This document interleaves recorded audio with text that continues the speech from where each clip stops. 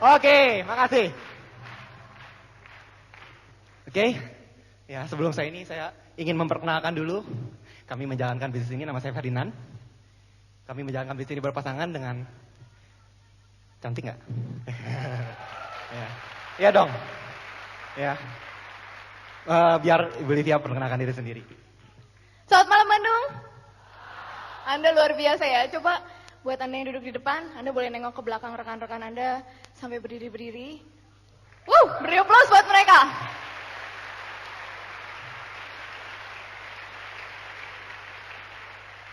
Kami berdua berjanji tidak akan membuat Anda menyesal meskipun Anda harus berdiri di sana. Saking penuhnya sampai nggak dapat tempat, tapi Anda luar biasa. Oke, saya ingin perkenalkan diri saya, nama saya Livia. Kemudian sampai saat ini mungkin saya masih terdaftar sebagai mahasiswi, sebagai latar belakang saya, mahasiswi ilmu komputer, Universitas Katolik Parahyangan Bandung. Wah, lengkap banget ya. Buat Anda yang dari Unpar, apalagi sejurusan dengan saya, Anda jangan mau kalah sama saya, Anda juga harus jadi pembicara berikutnya ya. Oke. Sebelumnya, mungkin kami ingin mengucapkan terima kasih dulu karena kami diberi kesempatan oleh support system kita yang luar biasa. Saya minta aplaus yang semeriah-meriahnya untuk United Core Vision. Unicore. Kami sangat bersyukur dan berterima kasih diberi kesempatan untuk bicara hari ini, untuk bertemu dengan Anda semua di sini, untuk men-sharingkan pengalaman-pengalaman kami, kiat-kiat kami, apa yang membuat kami dari orang yang dulu sama seperti Anda duduk di sana, tapi saat ini kami berdiri di panggung. Untuk sesi pertama, saya berikan kesempatan ini untuk pasangan saya untuk menceritakan pada Anda, membagikan sedikit latar belakang kami. Terima kasih. Oke, dan sebelumnya izinkan saya mengantarkan Ibu Livia kembali dulu ke tempat.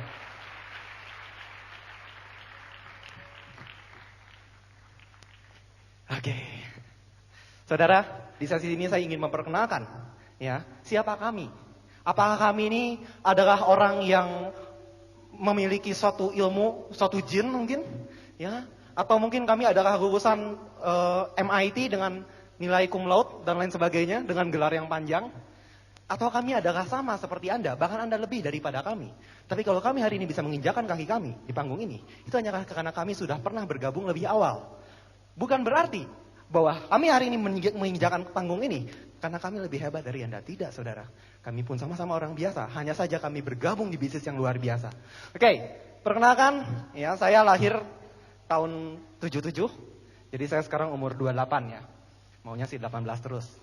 Tapi apa daya, ternyata waktu terus berjalan. Saya akan mulai cerita saya dari mungkin waktu saya SMA. Ya.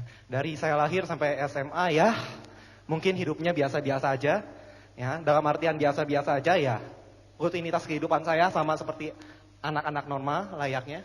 Masuk SMA, saya mulai mengenal yang namanya peringkat. Maksud saya peringkat adalah waktu saya SMA. Berbeda dengan anak-anak yang lain, saya mulai menjadi luar biasa. Karena saya memiliki suatu peringkat yang sangat saya banggakan yang namanya peringkat troublemaker. Entah kenapa guru-guru sangat mencintai saya. Ya. Mereka senang sekali kalau saya datang, setiap pagi saya dipanggil harus datang, lapor ke kantor. Selain peringkat troublemaker, saya juga terkenal sebagai seorang seniman raport. Artinya saya nggak puas dengan raport yang warnanya cuma satu, hitam semua, nggak menarik. Akhirnya saya berusaha berkreasi bagaimana caranya supaya raport saya warna-warni. Jadi saya sekarang punya 2 warna. Ya, saya punya 4, 5, menarik sekali. Dan akhirnya, ya, karena prestasi yang luar biasa tadi, peringkat troublemaker, ya, saya sangat dicintai guru-guru, setiap pagi wajib lapor. Ya, kemudian raport saya begitu indahnya, berbeda dengan anak yang biasa. Akhirnya rapat guru memutuskan, Pak Ferdinand ini aset yang terlalu berharga untuk sekolah kita. Sayang kalau dilepas cepat-cepat. Ya, kalau orang lain 3 tahun, kita jadikan Ferdinand ini 4 tahun. Akhirnya di akhir tahun, ya, saya mendapat peringkat tambahan sebagai S10, siswa tidak naik.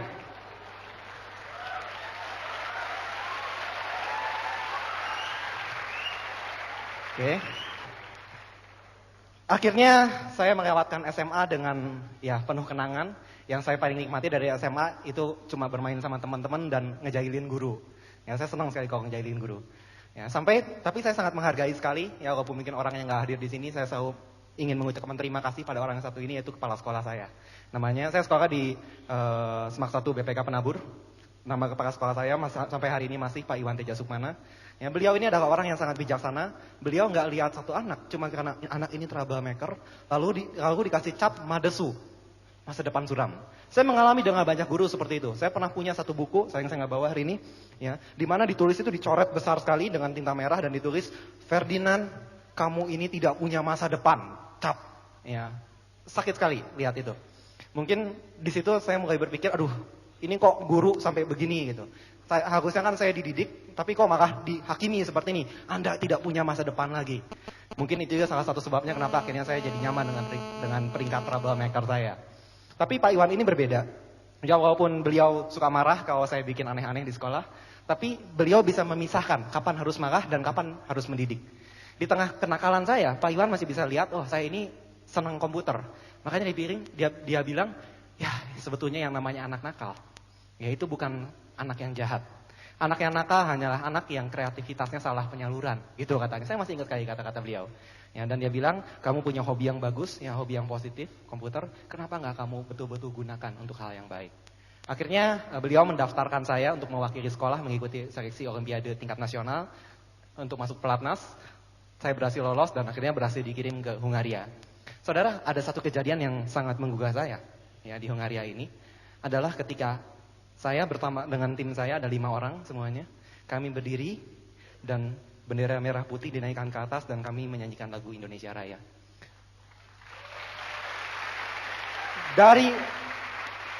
Dari SD, SMP, SMA, salah satu yang paling saya benci setiap hari Senin adalah saya harus bangun lebih pagi karena saya harus mengikuti upacara bendera.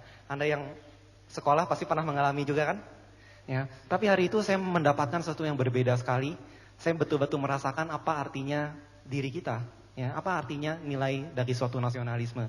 Saya berada di satu negara yang jauh sekali, di mana rekan-rekan orang Indonesia saya ya hanya sekitar saya aja, banyak yang nggak bisa ngomong Indonesia pasti. Dan di situ waktu saya berdiri sebagai salah seorang wakil dan mendengarkan lagu nasional diperdengarkan. Saudara, saya nggak bisa melukiskan, tapi setiap kali saya cerita pun sampai sekarang saya masih merinding. Tahu nggak kenapa, saudara? Karena di situ tiba-tiba saya menyadari bahwa nilai dari hidup kita bukanlah apa yang kita berikan pada diri kita sendiri. Tapi nilai dari hidup kita adalah apa yang kita berikan untuk orang lain, untuk keluarga kita.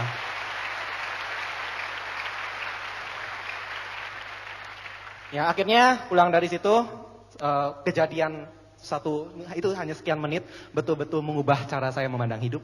Saya kembali, ya, kemudian saya berpikir, ya sudah, saya nggak mau lagi jadi cuma sekedar anak nakal, saya nggak mau jadi lagi cuma sekedar anak yang menghabiskan waktu saya nggak untuk hal-hal yang sia-sia, saya nggak mau lagi jadi anak yang cuma bisa bikin pusing orang tua saya mau jadi anak yang bisa membanggakan orang tua saya.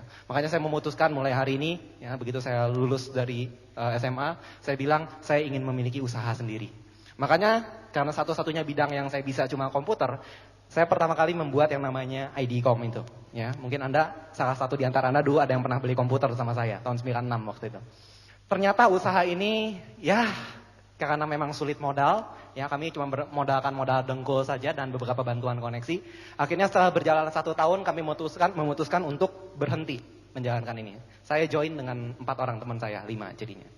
Kami memutuskan untuk berhenti dan setelah dihitung keuntungannya lumayan, ya. Ternyata masing-masing kami mendapatkan laba setelah 1 tahun bekerja sebanyak 1,7 juta rupiah 1 tahun. Saya beli waktu itu handphone Ericsson GH688 harganya 1,4, sisa 300.000 hasil 1 tahun. Ya udah, saya bilang namanya juga kan kita cari pengalaman, betul? Saya nggak putus asa, saya kembali mencoba lagi. Saya lihat, wah ini kayaknya yang sekarang sedang in adalah tren.com. Ya, di mana-mana internet. Nah, saya pun adalah salah seorang yang terbawa demam periode .com tersebut. Akhirnya saya dengan beberapa teman yang lain bergabung dan kami membentuk sebuah perusahaan baru yang namanya Virtual Market Indonesia di situ. Kami menjual produk-produk lewat internet. Mungkin buat Anda yang pernah tahu Lipostar seperti itulah, ya.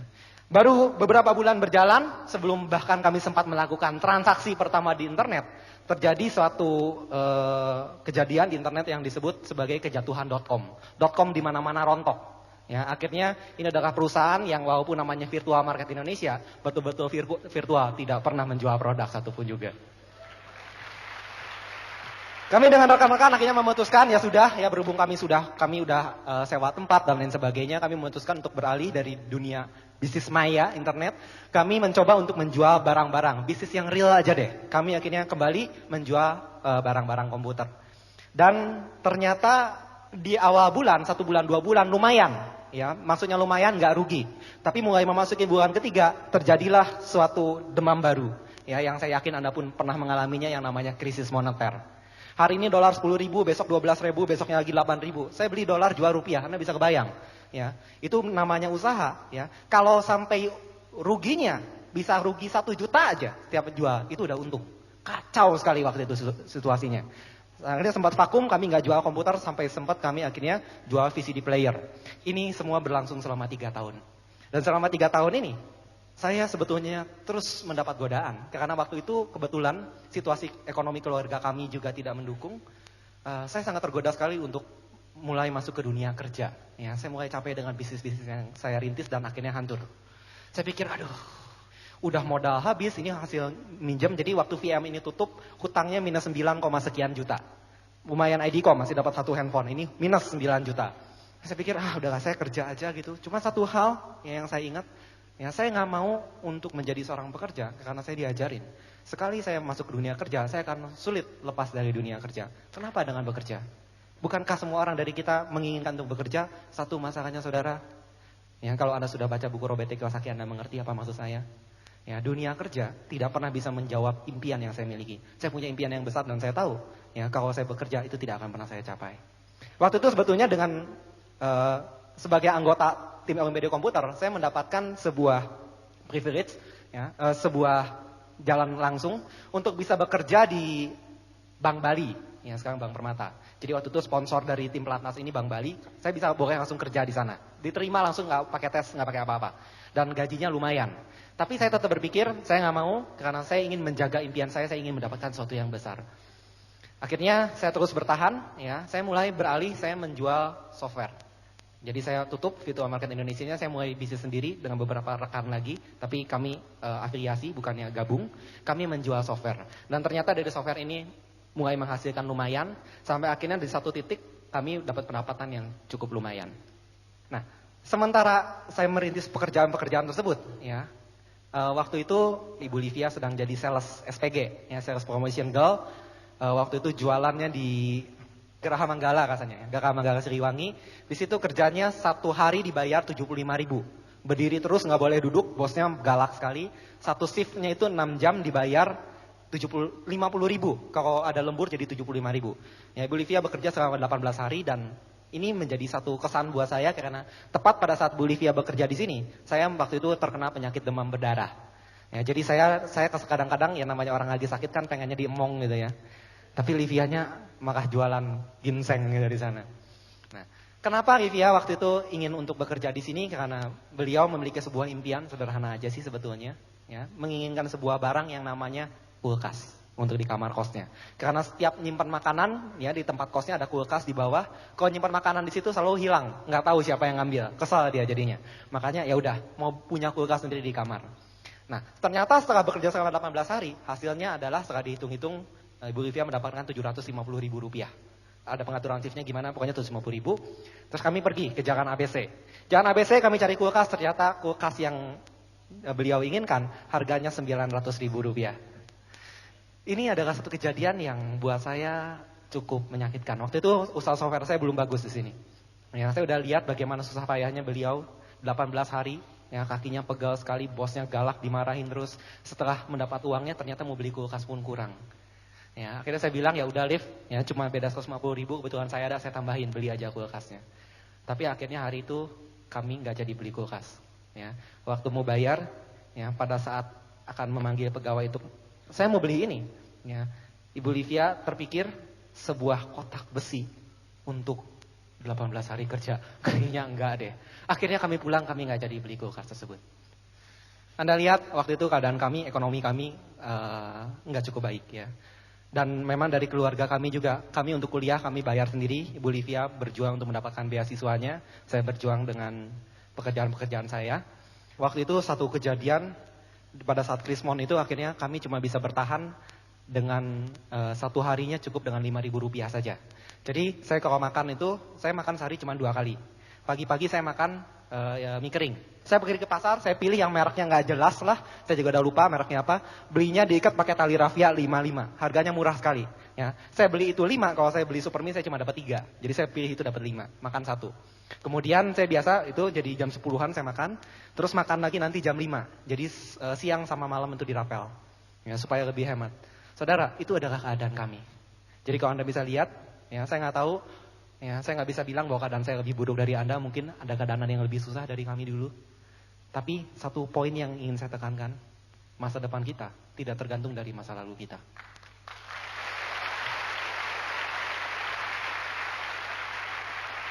Masa depan kita ditentukan oleh keputusan yang Anda ambil hari ini. Akhirnya dari pemrograman, dari software, lumayan keadaan membaik. Ya, Krismon pun berlalu, ekonomi kami mulai pulih. Sampai satu titik, waktu itu kami sudah mempunyai pendapatan kira-kira ya 8 digit lah. Ya 8 digit walaupun depannya masih tetap angka 1. Artinya nggak pernah lebih dari 20, cuma belasan aja gitu di situ. Waktu itu pendapatan itu udah suatu pendapatan yang sangat besar sekali buat saya. Ya terutama karena memang dari teman-teman seusia saya, atau bahkan yang di atas saya pun pendapatan mereka nggak sampai segitu.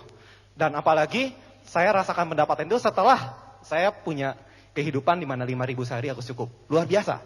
Ya, mungkin betul secara keuangan saya mulai mendapatkan perbaikan, ya, tapi saya kehilangan 2 hal. Satu, saya tidak punya waktu lagi. Dan saya terbiasa untuk bekerja, ya, malam-malam terus sampai pagi, sambung lagi besoknya. Saya kuat untuk nggak tidur sampai 3 hari, 3 malam. Tapi begitu lewat 3 malam, saya pasti langsung drop. Masalahnya, dengan kita membuat program, saya dikejar dengan yang namanya deadline. Kalau saya nggak memenuhi deadline-nya, saya dianggap lawan prestasi, saya kena denda. Ya, dan dendanya lumayan. Jadi saya harus mati-matian mengejar, kadang-kadang saya bisa sampai 4 malam atau 5 malam saya nggak tidur. Demi menyelesaikan proyek-proyek tersebut. Ya, dan saya masih simpan di rumah saya keyboard dengan kunci-kunci, ya, papan-papan kunci yang berlubang, terkena asap rokok. Karena seringkali saya namanya kopi, apalagi ya minuman-minuman penambah stamina itu, saya coba semua nggak efek. Ya kalau udah ngantuk ya ngantuk, nggak tahan saya lewat dari 3 malam. Hanya yang bisa satu-satunya yang bisa nahan itu cuma rokok. Ada olahraganya sedikit, ada kerjaan, ya. Tapi lama-lama nggak tahan juga. Ya lama-lama saya lagi ngetik sambil mikir, tahu-tahu saya udah nggak sadar, saya udah tidur. Saya biasanya bangun karena jari saya terbakar, gitu. Ya, itu terjadi berulang kali dan saya mulai menyadari bahwa mungkin uang saya miliki tapi bukan ini hidup yang saya inginkan. Ya sampai satu titik akhirnya betul saudara, Tuhan memberikan kesempatan pada Anda bukan secara langsung tapi lewat orang-orang. Dan seringkali orang-orang itu adalah orang-orang yang sudah Anda kenal lama, orang-orang yang ada di sekitar Anda. Ya, saya beruntung sekali, ya saya juga senang sekali hari ini sponsor kami, ya orang yang mengubah hidup kami dengan memberi jalan yang begitu luar biasa, ya Bapak Franciscus Severius Joko. Makasih Pak. Ya, sekarang saya bilangnya makasih, ya. Bapak Frans ini teman saya waktu kuliah. Ya, jadi teman sama-sama ikutan camping, kami pernah camping ke Tangkuban Perahu, pulangnya jalan. 2 hari saya nggak bisa jalan sesudahnya, ya, kaki rasanya ceper-ceper gitu. Dan Pak Frans ini nawarin nama saya langsung ngomong, saya lagi punya penghasilan besar nih waktu itu. Jadi begitu Pak Frans ngomong, saya udah tahu, oh Pak Frans ikutan MLM, saya udah pernah ikut MLM, ya, 12 tahun yang lalu. Saya mungkin nggak kena setan trauma, enggak, tapi kayaknya saya berpikir yang namanya MLM, penghasilannya terlampau besar buat saya.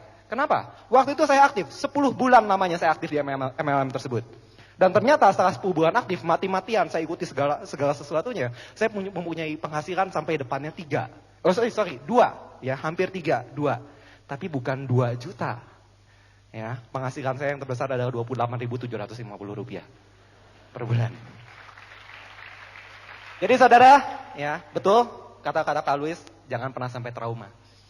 Yang saya pikir waktu itu, penghasilannya MLM kecil deh. Saya enggak deh. Jadi begitu Pak Frans ngomong, saya bilang, waduh, saya pinter, saya nggak mau nolak, nggak enak sama teman nolak. Saya langsung ngomong, begitu Pak Frans mau mulai bicara, mulai kelihatan nih, ada bau-bau kalsium, pasti mau ngomong Tianzi.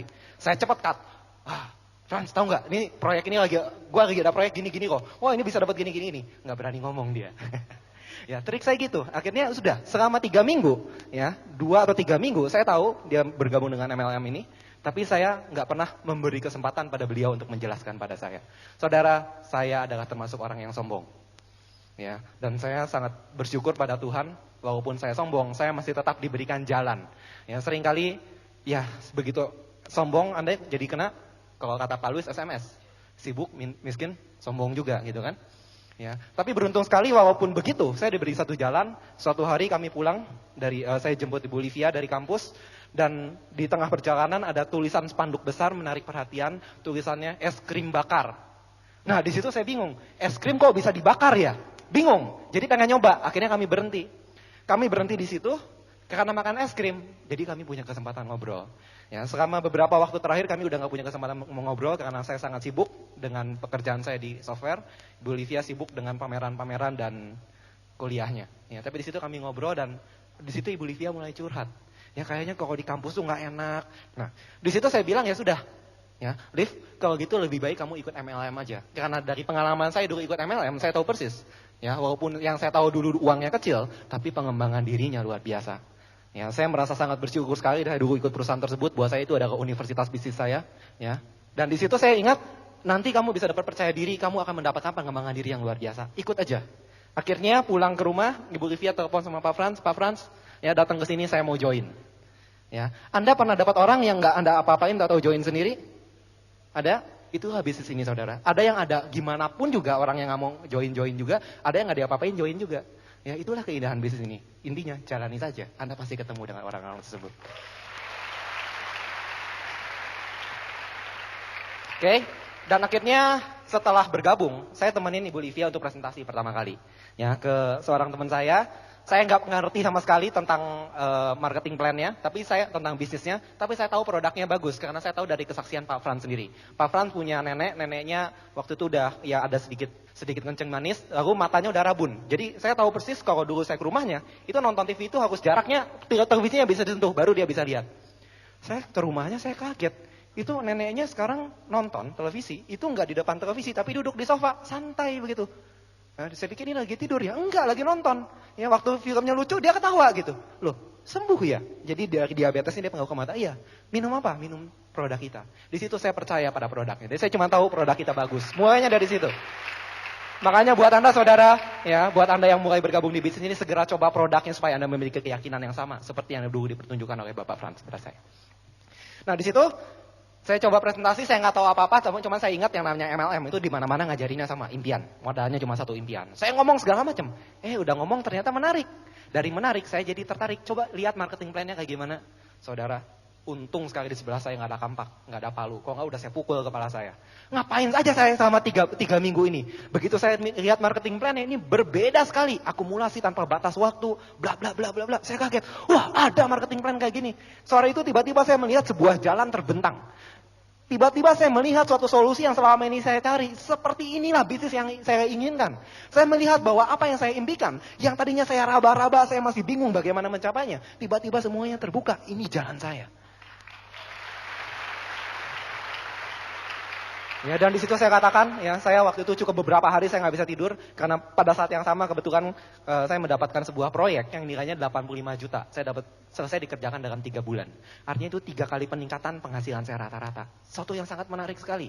Tapi saya tahu kalau saya mengambil kesempatan ini, artinya saya harus buang kesempatan yang sudah ada di depan mata ini, 85 juta rupiah dalam 3 bulan. Saudara, buat saya itu adalah suatu dilema yang sangat luar biasa. Tapi begitu saya melihat papan keyboard saya yang di mana di situ ada lubang-lubang rokok, ya, saya bilang, ya, harga dari tubuh saya nggak bisa dinilai dengan 85 juta. Saya memutuskan saya mau berubah dan saya berubah hari ini. Akhirnya, saya akan ceritakan sedikit ya preview dari bisnis kami ini. Dan yang pertama kali Pak Frans katakan pada saya, ikuti sistem ya. Di sini di bisnis ini kita ada pertemuan. Sebelum kesini sebelum ke OPP, saya datang dulu ke rumah seseorang. Ya, waktu itu Pak Frans bilang sama saya, ayo kita ketemu dengan peringkat tertinggi di Jawa Barat. Ya, ini adalah orang yang luar biasa yang sangat menginspirasi. Ayo kita ketemu, nanti dia bilang, wah kamu pasti bisa lihat lah, ini menarik sekali. Nah, bayangan saya akan ketemu dengan seorang yang perlente, dengan seorang yang wah berdasi gitu ya. Saya bikin bayangan-bayangan saya tentang orang sukses di bisnis ini, seperti di perusahaan yang dulu saya ikuti. Saya bilang, oke, kapan kita bisa datang, gimana cara bikin appointment-nya, ya. Pak Frans bilang, nanti soal appointment saya aturin, kamu tinggal ikut aja. Jam berapa? Nanti malam jam 10. Jam 10 malam, agak-agak bingung. Bisnis kok jam 10 malam gitu ya. Tapi oke lah, saya percaya sama Pak Frans, oke saya ikut. Ya, akhirnya kami ikut, ya saya dengan Ibu Livia, dengan motor kami, motor bebek, dan motor ini cukup spesial, karena waktu itu knalpotnya rusak. Bolong gitu ya, berlubang, dan kalau dinyalakan bunyinya seperti bunyi bebek kelelep gitu. Nah, kami datang malam-malam ya. Ternyata kami masuk ke suatu daerah di dekat Universitas Maranatha di Jalan Junjunan. Ya, masuk ke gang.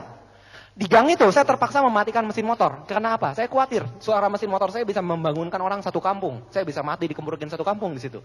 Terpaksa saya matikan. Jalannya kecil sekali. Ya, jalannya kecil, motor saya harus saya dorong. Ya, sulit sekali. Kaki saya cuma bisa nginjak satu, yang satu lagi itu udah tembok. Akhirnya cara saya adalah saya kayuh, tahan pakai bahu, kayuh, tahan pakai bahu, masuk, belok lagi. Waduh, ya. Ini saya bilang, ini mau ketemu dengan peringkat tertinggi di Jawa Barat, nggak salah nih. Oh, jangan-jangan saya pikiran positif kan? Ini pasti lagi home meeting di rumah online-nya. Positif, ya. Begitu datang ke sana, ya, langsung ayo kita naik ke atas.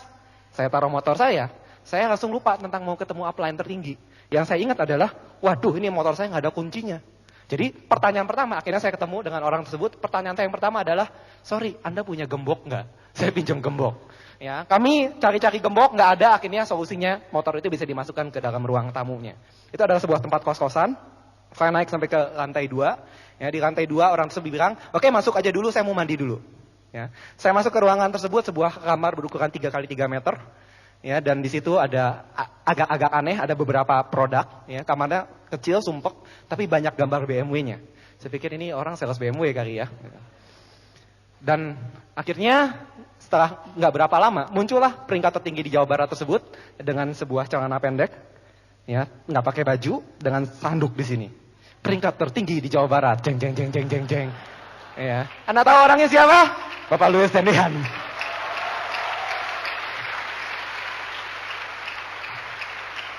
Kenyataannya seperti itu, saudara.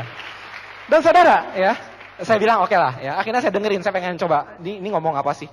Wah, ngomongnya luar biasa. Bla bla bla bla bla. Ini bisnis yang sangat besar sekali. Anda kebayang ya, bisnis yang sangat besar sekali. Begitu dilihat, mau tanya apa tentang bisnis? Tanya aja, ya. Saya tanya, mana brosurnya? Nggak perlu tanya aja, nanti saya bisa jawab, ya. Wow, pedenya luar biasa. Kalau saya minta nanya brosur, pertanyaannya banyak, brosurnya harus banyak kan. Saya udah tahu semuanya. Tanya, saya pasti bisa jawab, gitu katanya. Ya, ini bisnis sangat besar, ke depannya akan luar biasa, bla bla bla bla. Terus dia salah satu kalimatnya kayak gini. Ya, sekarang aja saya jalanin bisnis ini udah beberapa bulan, saya udah dapat pendapatan minimal 1 juta per bulan. Wah, gaya, minimal 1 juta per bulan, santai, bisa dapat ratusan juta. Anda coba pakai pola pikir saya waktu itu, pola pikir orang normal, ya, pola pikir orang yang waras. Kira-kira gimana pendapat Anda? Hari itu yang saya lakukan adalah saya masuk, ya, tadinya mengernyit, ini orang keluar pakai anduk, sampai akhirnya mengernyit, ini orang apa gila gitu ya. Saya liatin gitu ya, saya mulai jadi bingung, ya, ngomongnya begitu pede, saking pedenya kayak orang nggak waras gitu, ya. Tapi begitu saya lihat ke samping, ada pasangannya, Ibu Feve, wih cantik, mana mungkin orang cantik mau sama orang gila.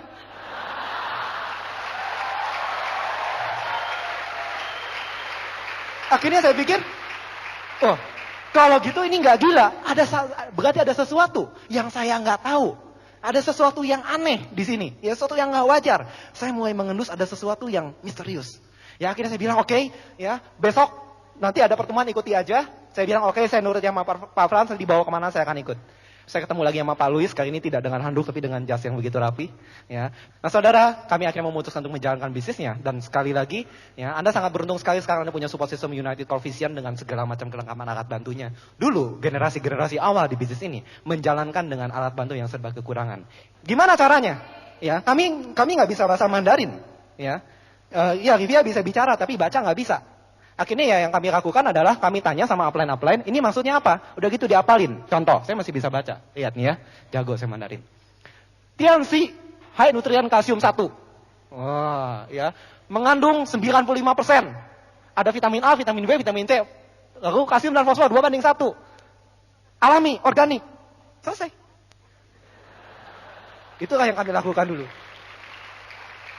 Ini perusahaan yang bonafit. Ini perusahaan di mana Anda bisa mendapatkan BMW. Oke, yang mana company profile-nya? Gak ada. Ya sudah, saya daftar. Mana formulir pendaftarannya? Ya keluar fotokopian. Ya, oke, saya daftar. Mana kartu anggotanya? Keluar kartu dari karton gitu. Ya, itulah kondisi kami dulu. Saudara, kalau dulu dengan kondisi yang serba kekurangan, ya, leader-leader Anda yang berada di depan yang bisa sampai ke titik mereka hari ini. Apalagi Anda dengan segala kelengkapan ini. Oke, ya akhirnya kami mulai belajar bagaimana cara membangun bisnis ini, dimulai dengan home meeting. Anda lihat ya segala sesuatu yang besar dimulai dari hal yang kecil. Ini adalah cara kami dulu memulai bisnis kami. Ya, langsung dari ruang tamu, nggak perlu sewa kantor, nggak perlu sewa pegawai, nggak perlu bayar apa-apa. Gunakan saja rumah Anda, itu adalah tempat di mana Anda bisa membangun bisnis Anda. Oke, kemudian kami mendapat kesempatan untuk melakukan sharing ya dengan Bapak Trisulo. Beliau baru aja pulang dari Thailand waktu itu. Ya, untuk mengikuti satu konvensi yang konvensi internasional Tianxi di Thailand. Waktu itu kami sharing di sini di sebuah rumah di Jalan Ahmad Yani, ya, itu Ngampar di bawah. Saya sangat berkesan sekali karena waktu itu Pak Trisulo menyuguhkan Coca-Cola dan martabak, ya, dan Coca-Colanya saya senggol jadi tumpah. Anda bisa kebayang groginya saya waktu itu. Ya. Nah di sini Pak Trisulo pulang, beliau bawa buku-buku, brosur-brosur dari Tianxi di luar negeri. Salah satu kata-kata yang beliau katakan adalah kalau mau lihat besarnya Tianxi Indonesia, Tianxi, jangan lihat Tianxi di Indonesia. Tianxi di Indonesia baru mulai. Jadi jangan protes tuh brosurnya masih berbahasa Mandarin kayak gitu. Tapi lihat yang ada di luar karena itu adalah masa depan Tianxi di depan. Kemudian beliau berkata lagi satu kata-kata yang tidak akan bakal pernah saya lupakan. Kata beliau adalah seperti ini, ya. Dengan atau tanpa Anda, Tianxi akan menjadi besar. Kata-katanya di malam tersebut, saudara. Pertanyaannya adalah, apakah Anda akan menjadi bagian yang ikut membesarkan Tianxi, atau Anda akan menjadi penonton yang terpinggirkan dan menyaksikan orang lain berkembang dengan Tianxi? Kata-kata itu mengganggu sekali, saudara, luar biasa. Ya, waktu terus berjalan, yang kami menyadari bahwa membangun bisnis ini bukan sekedar menjelaskan tentang produk, bukan mengajarkan bagaimana cara menjual karena ini bukan bisnis jualan, tapi kita belajar bagaimana mengembangkan leadership, kepemimpinan di dalam setiap anggota kami. Saudara, tiap kali saya lihat, ya, rekan-rekan mitra-mitra kerja saya berdiri di atas panggung dan bicara, setiap saat saya terkesima. Setiap kali saya lihat Pak Handri bicara, ya, hari ini dan kemarin itu sudah beda sekali, ada pertumbuhan. Apalagi kalau kita udah lihatnya nggak lihat lama. Seperti waktu saya lihat Pak Ulung, ya, beberapa bulan saya nggak ketemu, begitu lihat, orang ini jadi gini, ya, berkembangnya luar biasa sekali. Bisnis ini betul-betul mengubah orang, saudara. Bisnis ini betul-betul menjadikan Anda orang yang luar biasa. Dan inilah yang tepatnya dilakukan oleh support system kita. Bagaimana caranya supaya Anda menjadi seorang pemimpin di dalam bisnis ini. Ya. Dan saudara, saat itu saya sedang dalam sebuah perjalanan ya untuk membangun bisnis ini. Dan saya katakan, hari ini kita terpaksa harus pakai kereta karena kita belum punya mobil. Ya. Hari ini, seringkali dalam kita mendapat kendaraan, kita mendapatkan tempat yang paling gak enak. Ya. Waktu itu saya sedang basah kuyup. Ceritanya saya baru pulang dari Pekalongan. Pak Yusuf juga ada di sini waktu itu. Ya, Pak Yusuf ini sangat bersemangat sekali. Ya, mestinya saya pulang jam 9, akhirnya jam 10 lebih baru saya bisa pulang. Dan sialnya jam 10 itu udah nggak ada kendaraan langsung dari Pekalongan ke Jogja. Saya tunggu nongkrong di pinggir jalan sampai jam 12, akhirnya jam 12 dapat. Begitu dapat busnya jalan, ya. Ternyata itu busnya tempatnya penuh. Akhirnya begitu saya masuk, saya diberikan sebuah bangku plastik. Ya, bangku plastik saya duduk di lorong jadinya. Masalahnya, bangku itu di tengahnya belah. Pecah. Jadi begitu duduk, awal sih nggak apa-apa. Namanya bus kan goyang-goyang. Ya, begitu goyang-goyang itu mulai bergerak-gerak, tahu-tahu pantat saya seperti ada yang nyubit, cet gitu. Wah, sakitnya luar biasa. Ya, saya pindah. Ini cuma sekali. Nggak lama goyang-goyang, saya mulai ngantuk-ngantuk, cet lagi. Waduh. Ya akhirnya saya nggak tahan, udah saya berdiri deh. Ya, saya nggak pakai itu untuk duduk.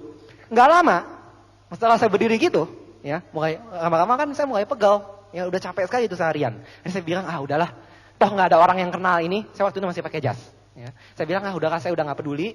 Ya, akhirnya saya pikir, udahlah, saya tidur aja di lorong situ. Ya, saya kecapean, besok saya masih ada acara lagi di Yogyakarta. Akhirnya saya tidur di lorong, lagi enak-enaknya, busnya berhenti. Oh, ternyata waktunya makan. Akhirnya terpaksa saya turun. Ya, sebenarnya udah mau tidur gitu, tahu nanti sampai jam 5 di Jogja enak. Ternyata, ya, sampai di sana, begitu makan, hujan turun besar. Begitu masuk kembali, ya itu semua orang kan sepatunya basah, itu lorongnya penuh dengan lumpur. Hari itu sampai Yogyakarta saya terpaksa cuma bisa begini. Itu yang pertama, saudara. Yang kedua, sama juga kasusnya dari Pekalongan ke Yogyakarta juga. Wah, ini Pekalongan bermasalah, Pak Yusuf mana? Ya tolong jawab, Pak. Ya. Nah, yang kedua ini adalah Sekali lagi terlambat pulang lagi, nggak dapat kendaraan lagi. Akhirnya setelah lama menunggu, akhirnya saya memutuskan untuk mengambil bus ke Semarang dulu.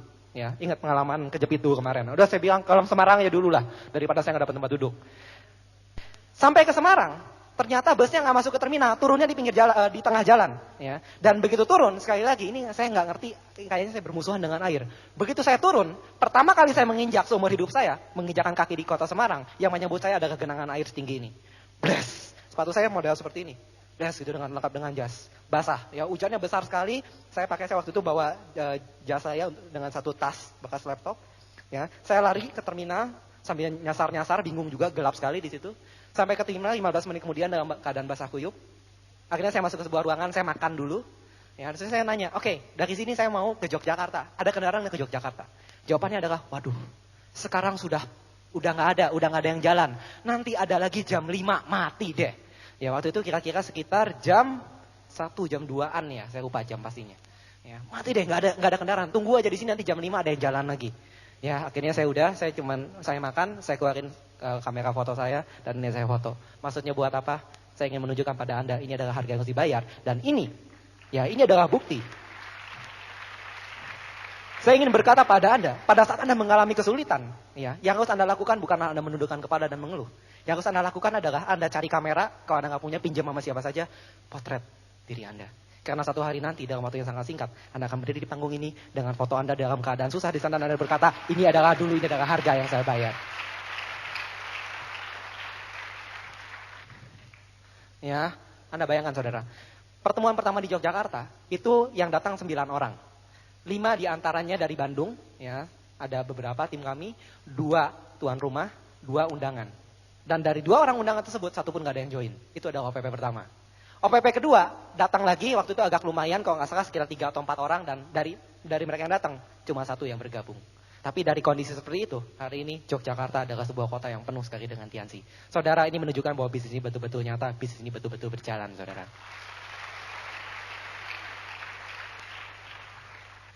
Oke, ya, waktu terus berjalan, April 2002, kami mendapatkan kesempatan untuk pergi ke China gratis.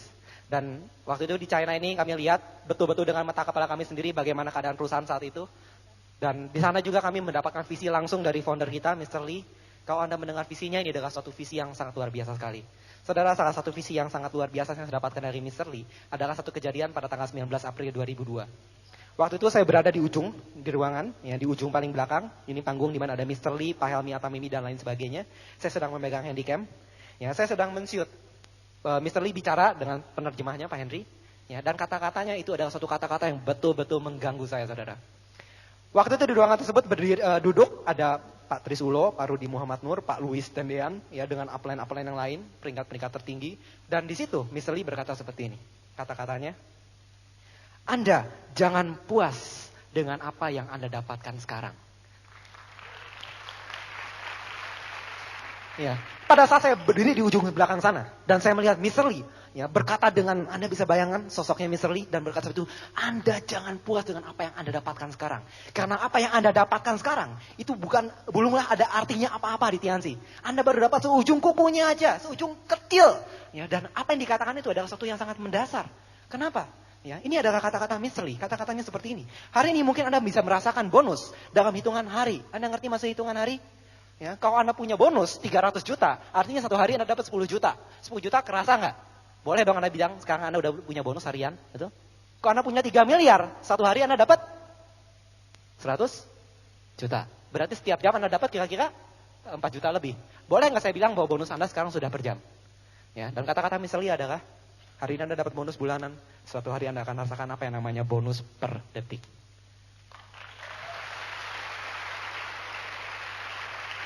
Saudara, kalau Anda perhatikan, mungkin hari ini yang Anda lihat adalah orang-orang yang muda. Tapi Anda bisa lihat juga, yang berdiri, yang duduk di barisan depan ini, juga bukan cuma anak muda. Salah satunya, misalkan saya contohnya, Pak Franky. Dr. Randus Franky Lianto, MSc MBA, Master of Science, Master of Business Administration. Dua-duanya dari ITB, cum laude. Tapi Pak Franky, kenapa ada pengusaha-pengusaha besar? Ya, ada pengusaha-pengusaha besar yang menyampingkan bisnis yang sudah dirintis sama puluhan tahun dan menghasilkan penghasilan ratusan juta demi menjalankan bisnis ini. Kenapa?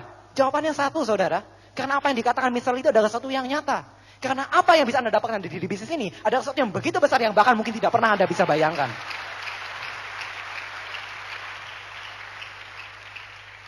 Oke, ya. Seperti yang saya tadi bilang, April kami bisa pergi ke China, lalu November kami pergi ke Eropa. Ya, untuk di sana bukan cuma sekedar jalan-jalan lagi, ya nggak cuma sekedar jalan-jalan, biasanya di sana kita belajar dengan top leader. Ya, contohnya kemarin di Berlin ini Pak Louis dan lain-lain itu bisa ketemu dengan seperti Michael Gorbachev dan lain sebagainya. Ya, kalau kami waktu itu menerima BMW, dibilang maaf penerima BMW silakan shopping aja. Ya, di sana kami mendapatkan akhirnya award BMW kami.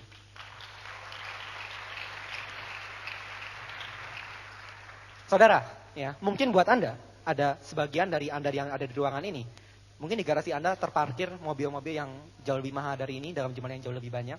Ya, walaupun mungkin juga buat Anda, bagi sebagian dari Anda mau nabung seumur hidup pun mobil ini tidak akan pernah terbeli, latar belakang kita berbeda-beda, nggak masalah saudara. Tapi saya mau bilang, bahwa benda yang satu ini, ya BMW ini, bukanlah sekedar cuma sebuah benda, mobil mewah yang bisa Anda kendarai, yang makan bensinnya Pertamax, bukan cuma itu. Tapi mobil ini adalah sebuah simbol di mana Anda bisa melangkah menuju sebuah gerbang yang namanya gerbang kebebasan, saudara. Kenapa? Karena pada saat Anda mendapatkan mobil ini, artinya saat itu Anda sudah memiliki sebuah aset produktif di mana Anda akan mendapatkan sebuah passive income. Anda ngerti apa maksudnya passive income? Artinya Anda tanpa perlu memikirkan lagi tentang bisnis Anda tahu setiap bulan bahwa ATM Anda akan bergetar, bahwa Anda akan selalu mendapatkan uang Anda. Saudara, bukan bicara tentang uang. Saya bukan bicara tentang materialistis di sini. Ya, saya bukan bicara bahwa kita harus memiliki uang yang banyak, tidak sama sekali. Ya, saya bersependapat dengan Anda bahwa uang tidak bisa memberikan kebahagiaan. Ya, tapi saya percaya bahwa sulit sekali untuk menjadi bahagia tanpa memiliki uang, betul? Ya, uang adalah alat. Karena pada saat Anda memiliki uang dan Anda tidak perlu pusing lagi bagaimana caranya uang itu sampai ke tangan Anda. Artinya Anda akan memiliki dua kebebasan yang lain, dua kebebasan yang paling hakiki dalam hidup ini.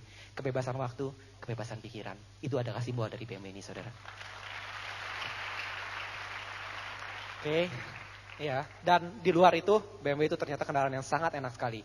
Pulang dari sana, kami membagikan visi kami, ya. Dan di situ saya pertama kali bertemu dengan orang yang tadi saya sebutkan, Bapak Franky Lianto.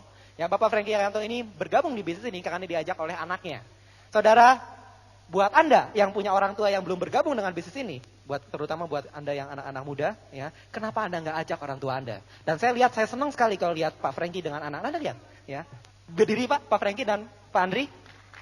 Ayah dan anak mengerjakan bisnis bersamaan, duduk berdampingan. Bagaimana nggak nikmat, saudara? Ya. Jadi buat Anda anak muda, jangan ragu sponsori ayah Anda. Ya, Anda akan menikmati bagaimana indahnya bisnis keluarga. Akhirnya di situ saya pertama kali bertemu dan sangat bersyukur sekali Pak Franky mau merendahkan hatinya untuk mendengarkan saya bicara di situ. Ya, saya bicara tentang sebuah peluang yang sangat besar dan beliau mengambil kesempatan tersebut. Akhirnya kami berangkat lagi juga ke China 2004. Ya, dan di situ adalah satu hal yang baru yang kami lihat kemarin adalah Tianqi membuka base industri yang kedua di Shanghai. Ya, jadi yang pertama di Tianjin, yang kedua di Shanghai dengan luas yang jauh lebih luas. Ya, lebih luas 3,5 kali lipat dibanding yang di Tianjin. Ya, ini kawasan industri ini adalah kawasan yang sangat luar biasa sekali.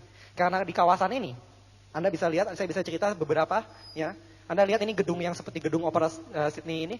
Ya, ini bukan gedung opera, ini adalah gedung audiovisual. Di mana? Ya, filosofi Tianqi adalah Tianqi selalu terbuka untuk para distributornya di seluruh dunia. Ngomong-ngomong Tianqi ada di lebih dari 180 negara saat ini.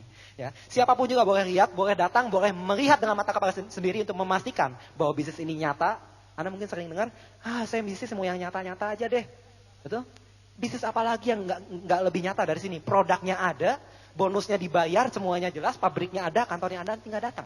Ya. Dan di sini ya, disediakan sekali dia menyediakan fasilitas, boleh 3.000 orang langsung datang untuk melihat ke sini. Disediakan hotelnya, ya, disediakan tempat makannya, 1 kali serving 3.000 orang terlayani tanpa antrian. Anda bayangkan? Ya, 3.000 tanpa antrian, 1 kali serving. Fasilitas yang luar biasa. Dan satu hal yang menarik, ya, yang sangat menggugah saya adalah Anda lihat di situ ada jalan masuknya, ya. Di jalan masuknya itu ada sebuah gedung melingkar, ya, setengah lingkaran, di atasnya ada sebuah menara, di atasnya ada Sky Resto, Anda bisa lihat. Ya. Nah, kalau Anda masuk ke situ, naik ke atas, di Sky Resto berputar tersebut, Anda bisa lihat hamparan jalan masuk. Ya, itu dibuat dari semacam logam yang berkilauan seperti emas. Jadi kalau Anda datang ke situ, Anda pernah dengar cerita tentang Babylon? Pernah? Kota keemasan, Anda kira-kira akan lihat keadaannya akan seperti itu. Ya, direncanakan selesai akhir 2005 ini. Dan di situ, di setiap bata emas keemasan tersebut, ya, di setiap kepingnya akan tertulis sebuah nama. Buat mereka yang sudah mendapatkan award dari Tianqi, namanya akan dituliskan secara abadi di situ. Anda pernah nggak bayangkan itu, saudara? Hari ini nama Pak Luis Tendian ada di situ, ya, nama Pak Erick Yong ada di situ, ya, nama Pak Naga Sugara ada di situ, nama Pak Effendi ada di situ. Bagaimana dengan nama Anda? Apakah Anda akan hanya jadi penonton atau Anda akan pastikan suatu hari nanti Anda bisa bawa keluarga Anda bisa bawa teman-teman Anda, katakan, ini adalah nama saya. Kami terus menjalani bisnis ini sama aja, ya, mengundang, ya, membuat janji temu, melakukan presentasi, follow up, bla bla bla, ya, 7 langkah. Hanya saja mungkin yang berbeda adalah saat ini kami bisa mengerjakannya dengan lebih nikmat, ya, dan kami memiliki kebebasan, saudara. Pengalaman-pengalaman yang luar biasa. Salah satunya adalah ini, saat itu sebetulnya kami diundang, ya, bersama dengan Pak Franky untuk datang ke Malaysia bertemu dengan seorang sultan, ya, Sultan Selangor. Jadi kalau di Malaysia itu ada 13 kesultanan, ya, Sultan Malaysianya digilir di 13 orang ini, ya. Jadi ini boleh dibilang Sultan Malaysia juga. Kami datang ke sana, kami dijamu seperti seorang tamu negara, ya, full service di sana. Kenapa? Karena sang Sultan penasaran, pengen tahu, ya, produk Tianzi itu seperti apa sih? Anda kebayang, ya? Anda bisa lihat, kami adalah orang-orang biasa saja, troublemaker malah. Bagaimana caranya kami bisa bertemu, beraudiensi, diundang oleh seorang sultan, dan dijamu sebagai selayaknya seorang tamu negara, kalau nggak lewat bisnis ini. Dan itu adalah pengalaman yang kami dapatkan, saudara. Contohnya adalah ini, ya, ini adalah kenang-kenangan, ya, ini adalah buat Anda yang senang memberi perangko, Anda tentu tahu ini namanya sambu hari pertama. Ini gambar perangko bergambarkan sultannya dan ini tanda tangan sultannya. Langsung diberikan oleh dia secara pribadi. Oke, dan kami nggak mau puas, waktu itu kami sudah terima BMW-nya, kapal pesiar pesawat terbang belum. Ya, begitu terima BMW, next kami ingin mencapai yang selanjutnya, kami ingin mendapatkan award yang lebih tinggi lagi, yaitu kapal pesiar pesawat terbang. Saya ingin menyerahkan sisa dari sesi ini pada pasangan saya, pada Ibu Livia. Ya, beliau akan menceritakan bagaimana sih rahasianya, ya, tentang bisnis ini. Saya pengen tanya pada Anda, siapa di antara Anda yang hari ini sudah coba foto-foto di depan BMW tadi, pegang-pegang, ada? Saudara, persis seperti itulah yang kami lakukan, yang tadi Anda lihat di rekaman. Kami bermimpi bahwa kami akan dapatkan itu. Persis, saudara, nggak beda dengan Anda. Dan saudara, sebelum saya serahkan, saya ingin menyampaikan sebuah cerita, ya, sebuah cerita yang sangat menggetarkan saya. Ini adalah cerita tentang seorang tahanan di dalam sebuah camp kerja paksa. Ya, jadi waktu itu ada satu perang, satu sekelompok tahanan ditahan oleh para serdadu, dan ada seorang tahanan, dan mereka semua setiap hari disiksa, ya. Nah, tapi ada satu orang tahanan yang tahan terhadap siksaan, ya. Dia bukannya mengeluh, setelah disiksa dia tidak menangis, ya, dia tidak menjerit, tapi yang dia lakukan, dia pada saat disiksa dia hanya diam menggetarkan gigi menahan siksaan tersebut. Dan kemudian setelah siksaan itu berakhir, waktu dia kembali ke selnya, ya, dia akan bersenandung, dan besok pagi waktu para tahanan semua berkumpul di lapangan, dia akan berjalan ke tengah lapangan dan dia akan menyanyi. Dia akan mengambil gitarnya, dia akan memainkan lagu-lagu yang indah, lagu-lagu yang ceria. Dia katakan hidup ini indah. Dia terus memberikan pengharapan pada orang-orang yang ada di sekitarnya.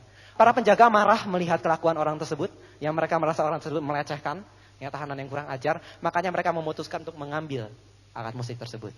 Ya, sebuah gitar kecil. Besoknya apa yang terjadi, saudara?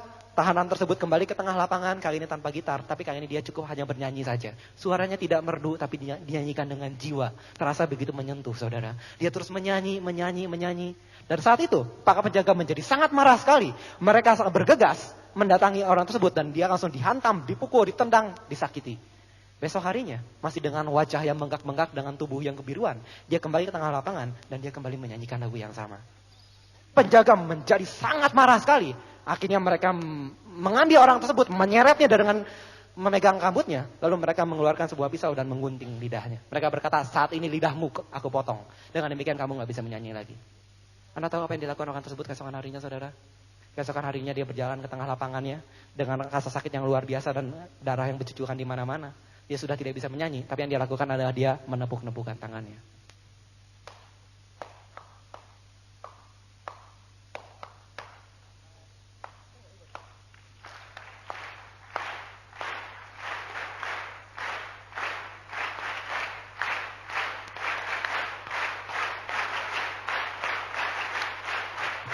Tepat seperti itu, saudara. Itu yang terjadi di kamp tahanan tersebut. Dan Anda tahu, para penjaga begitu marahnya, para penjaga begitu tersinggung. Mereka serentak berlari ke arah tahanan tersebut.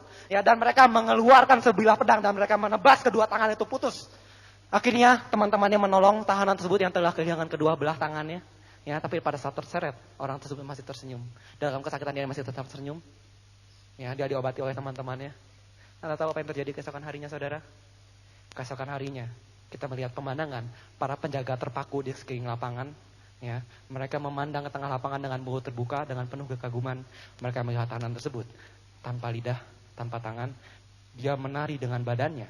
Dan dari tariannya, dari gerakannya, orang seakan-akan mendengar sebuah nyanyian yang sangat merdu. Sebuah nyanyian tentang kebebasan. Saudara, Anda mengerti apa maksud dari cerita ini? Dan ini adalah kisah nyata, saudara. Kisah nyata tentang seorang yang tidak membiarkan kebebasannya, kemerdekaannya, dan kebahagiaannya dirampas oleh orang lain. Ya, karena dia sangat mengerti bahwa yang namanya bahagia adalah pilihan, bahwa yang namanya kebebasan, bahwa yang namanya kemerdekaan, kemerdekaan akan rasa tersiksa, kemerdekaan akan rasa terjajah, itu adalah hak dari setiap orang. Saudara, Anda memiliki hak untuk menjadi orang yang luar biasa. Anda memiliki hak untuk menjadi orang yang bisa dibanggakan. Dan itulah sebetulnya esensi dari apa yang akan diceritakan oleh Bu Livia ini. Mari kita dengarkan selengkapnya. Silakan Ibu Livia.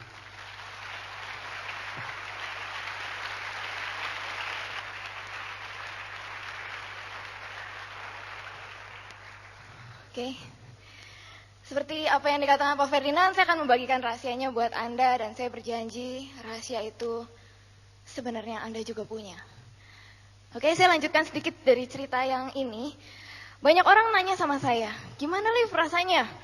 Perempuan masih muda naik ke panggung internasional disaksikan oleh ribuan orang dan dari ratusan negara.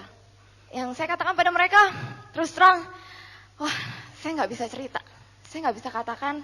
Yang saya hanya bisa katakan adalah Anda harus merasakannya sendiri. Naik ke panggung ini, Anda akan nikmati sendiri. Anda baru tahu rasanya seperti apa.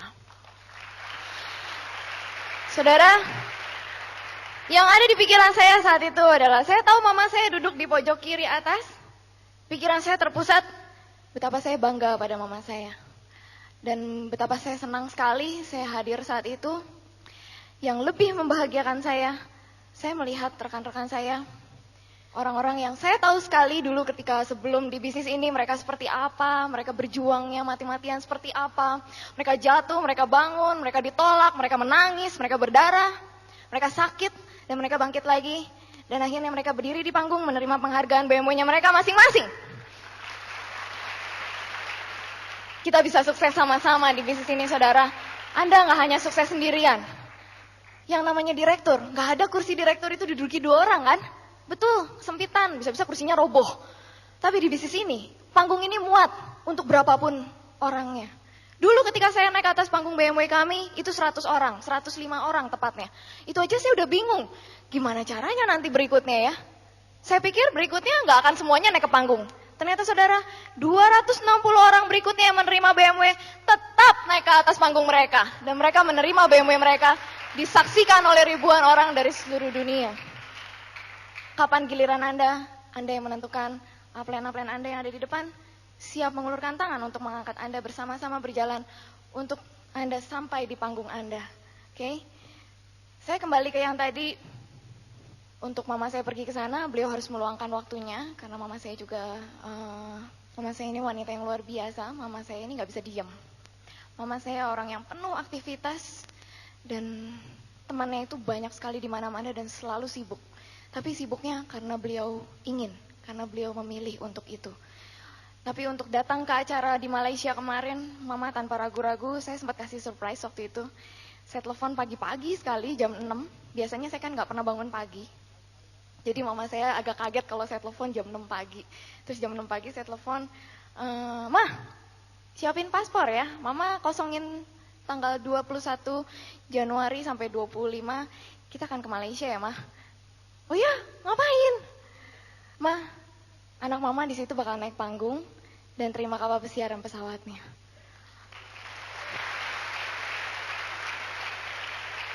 Mama saya waktu itu diam, tapi saya tahu mama saya itu senang sekali dan mama diamnya sesaat, kemudian mama langsung ketawa-ketawa senang.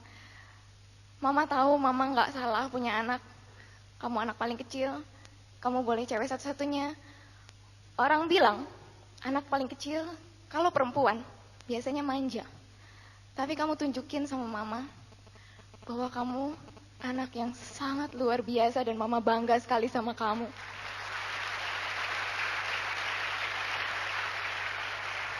Saudara,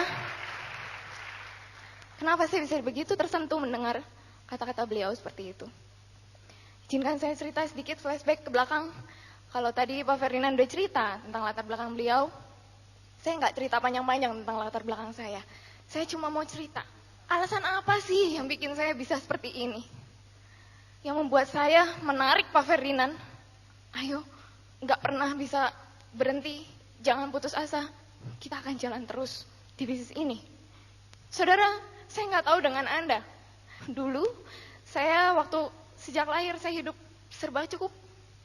Saya ingat, saya nggak lama tinggal di satu rumah, kemudian kita pindah ke rumah yang besar ya. Rumahnya luas sekali, ada 3 taman di dalam rumah itu. Dan saya senang sekali bermain di sana. Tapi waktu itu saya masih kecil, kelas 1 SD. Tiba-tiba, saya nggak ngerti gimana, saya nggak ngerti kenapa. Tiba-tiba waktu itu orang tua saya begitu sibuk membereskan barang-barang. Semua barang-barang dikemas-kemas, masukin ke koper, masukin ke dus. Mama nggak bilang apa-apa, papa apa lagi. Papa saya udah jarang ada di rumah, waktu itu di Jakarta terus. Kita bingung. Saya punya 2 koko, 2 kakak saya, kita bertiga kebingungan. Tapi akhirnya ya udah kita ikutin, terus kita pergi, kita naik mobil itu ke Jakarta. Ternyata kita pindah. Dalam 1 hari, saya nggak tahu sebabnya apa, saya nggak tahu kenapa, kita harus tinggalkan rumah kita yang begitu nyaman, itu pindah ke Jakarta. Dan kami harus menempati rumah yang setiap tahun harus kebanjiran. Setiap tahun mama papa saya harus mengungsikan kami bertiga, kemudian mereka berdua bekerja keras ngangkutin barang-barang. Ternyata usaha papa waktu itu bangkrut, kami nggak bisa punya pembantu, boro-boro bayar pembantu. Rumah pun dari punya, disita. Akhirnya kita ngontrak. Saudara, saya mulai besar, saya melihat kehidupan keluarga saya yang tadinya begitu harmonis rasanya. Setiap hari kita makan siang sama-sama, kita makan malam sama-sama, satu keluarga duduk satu meja. Mulai di tahun-tahun itu, saya seperti masuk dalam sebuah neraka. Pernahkah Anda pernah merasakan, saya nggak tahu, setiap kali pulang ke rumah, Anda rasanya nggak mau ada di rumah. Setiap hari yang saya dengar, mama papa saya berantem terus, berantem. Lempar-lemparan, awalnya saya masih tenang. Saya masih punya 2 koko yang nemenin saya. Waktu demi waktu berjalan, kedua koko saya sekolah di luar, sekolah di Malang, saya tinggal sendiri di rumah. Dan saya harus sendirian masuk ke dalam kamar setiap kali orang tua saya berantem dan lempar-lemparan piring. Anda tahu kenapa saudara? Saya mungkin masih kecil waktu itu, tapi saya ngerti masalahnya akhirnya. Masalahnya karena uang. Karena uang keluarga kami, dari yang harmonis, menjadi begitu hancur-hancuran. Dan buat saya, luka itu terus ada. Saya tahu rasanya sakit, saudara. Saya tahu rasanya berada di bawah. Saya bahkan tahu melihat papa mama saya setiap hari dikejar-kejar para penagih utang, sampai ngumpet di dalam rumah, gak berani angkat telepon. Mereka hanya berani diam di kamar dan semua telepon, siapapun yang mengetuk pintu, mereka ketakutan setengah mati sampai gemetar. Dan saya harus terima itu, saya telan, saya tetap harus sekolah. Tapi saudara, satu hal yang saya ingat terus di dalam pikiran saya dan hati saya. Uang memang bukan segala-galanya. Uang bisa menghidupi, tapi tanpa uang, kita juga bisa hancur. Dan waktu berjalan terus, akhirnya saya mulai besar. Karena terlalu sering berantem, karena terlalu stres, akhirnya papa saya jatuh sakit. Papa saya sakit stroke. Dulu karena saya terlalu sering kena marah, karena saya terlalu stres di rumah, papa saya marah-marah terus karena darah tinggi. Ketika papa jatuh sakit, Anda tahu apa yang paling menyakitkan hati saya? Karena sekilas muncul di dalam pikiran saya. Untung papa sakit sekarang, papa gak bisa marah-marah lagi. Sekilas pikiran itu muncul, sekilas itu juga saya menunjuk pada diri saya. Kamu anak yang durhaka. Dan itu sangat menyakitkan. Saya bawa duka itu sampai saya kuliah. Saya gak pernah bisa lupa bahwa di pikiran saya pernah berpikir begitu tentang papa saya. Saya melihat papa saya sakit, gak bisa ngapa-ngapain di ranjang, stroke sebelah kanan, bahkan bicara pun gak bisa, jalan pun gak bisa. Dokter bilang, jangan harap bisa jalan. Hidup pun udah bagus. Operasinya harus membuka belahan tengkorak di sebelah kirinya dan bekas jahitannya kelihatan sekali. Dan setiap saya melihat bekas jahitannya, Rasanya saya merasakan setiap inci jahitan itu menjahit tempurungnya. Dan saya ingat terus dalam pikiran saya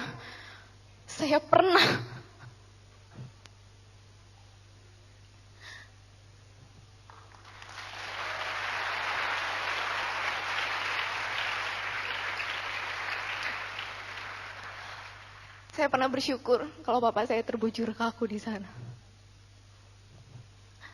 Makin saya besar, saya baru sadar, saudara. Papa saya mati-matian stres seperti itu. Itu untuk kami, anak-anaknya. Saya masih kecil, saya nggak ngerti. Begitu besar saya sadar, cuman kehidupan memang terlalu menyakitkan. Sampai akhirnya papa saya dari matanya yang begitu bersemangat. Ketika tidur, sinarnya mulai hilang. Sampai akhirnya saya nemenin papa saya. Saya berusaha membayar. Saya berusaha menghapus sedikit dosa saya. Dengan saya menemani beliau. Saya suapin makanan, saya bikinin sayur, saya masakin buat beliau, saya temenin. Sampai akhirnya saya bisa temenin dia setiap hari untuk beliau belajar membaca.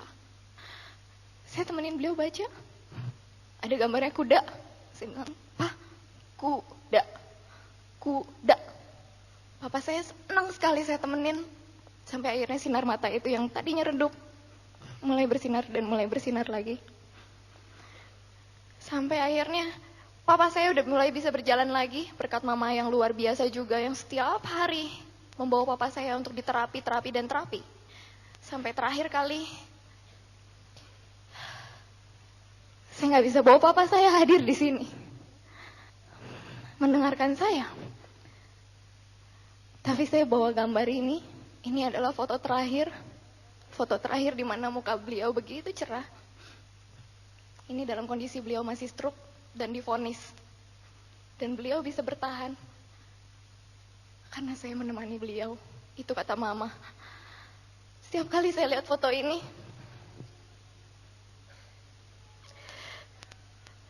saya teringat karena gak lama setelah saya ngajarin papa bisa baca, papa akhirnya bisa pergi makan sama undangannya, sama mama. Pulang dari sini gak lama, papa saya meninggal.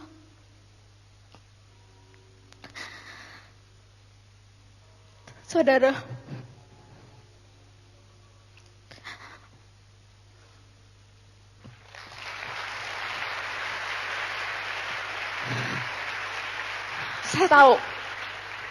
saya tahu saudara, saya nggak bisa berbuat apa-apa lagi buat papa. Beliau udah dikremasi, beliau udah kembali jadi abu. Saya tinggal punya mama. Saya hanya berjanji satu hal pada diri saya. Apapun yang terjadi, bagaimanapun yang harus saya hadapi, saya harus secepatnya membahagiakan beliau. Saya harus melepaskan beliau dari segala macam kesakitannya, dari semua luka-luka lamanya. Saya mungkin gak bisa lakukan banyak, saudara. Kasih ibu bisa sepanjang masa, tapi kasih anak, berapa lama waktu saya yang saya bisa berikan untuk membahagiakan beliau? Saya gak tahu. Yang saya tahu, setiap pagi saya bangun, saya masih bisa bernafas. Itu artinya Tuhan masih kasih saya kesempatan untuk satu hari lagi berusaha untuk membahagiakan mama saya yang satu ini. Saudara, saya percaya semua di Anda di ruangan ini percaya sama Tuhan, bukan? Anda punya Tuhan, bukan? Saya katakan tadi satu hal, rahasia yang saya miliki. Mulai dari Anda yang duduk di pojok sana, Bapak Ibu, Anda yang duduk di bawah sana, mungkin Anda susah melihat saya. Anda yang duduk di sana di belakang, Anda yang berdiri, Anda yang duduk sebelah kiri, di atas, di bawah, semua dari Anda yang ada di ruangan ini, gak ada satupun yang rahasia yang saya punya yang Anda gak punya. Kalau Anda percaya sama Tuhan, Anda tahu hal terbesar di dunia ini yang bisa, kekuatan terbesar di dunia ini, Anda tahu itu apa? Cinta. Dengan cinta, Anda bisa menghancurkan, memang. Cinta, Anda juga bisa membangun. Dan maksud Tuhan, memberikan kita semua hati yang memiliki cinta kasih adalah untuk kita bisa membangun sesama kita, saudara. Bukan cinta yang untuk menghancurkan, tapi tujuan utama cinta itu diberikan pada Anda, pribadi demi pribadi. Saya nggak tahu dimanapun Anda punya itu. Cinta itulah yang membuat Anda berani punya impian. Jangan pernah sekalipun Anda kekang cinta Anda. Jangan pernah sekalipun karena ketakutan, karena trauma, sakit hati, karena apapun juga yang Anda alami dalam hidup ini, sedikit demi sedikit mematikan cinta dalam hati Anda. Itu karunia terbesar yang bisa diberikan pada Anda sebagai manusia. Dan pada saya. Dan saya bersyukur sekali pada Tuhan karena saya disadari hal itu. Dan saya memilih untuk berubah. Dan saya tidak takut atas perjuangan yang harus kami lalui. Kalaupun harus jatuh. Apa masalahnya? Sekedar jatuh. Anda sakit? Iya. Tapi Anda boleh tanya pada semua orang yang ada di depan, semua leader-leader Anda yang duduk di depan sini. Pak Louis, pernahkah Anda merasakan sakit dalam hidup Anda? Pernah. Pak Erik? Pernah. Ibu Sela? Pak Naga? Pak Effendi? Pak Andri? Pak Ferdinand, saya tahu sekali perjuangannya. Pak Fuyung? Pak Frans? Pak Ulung?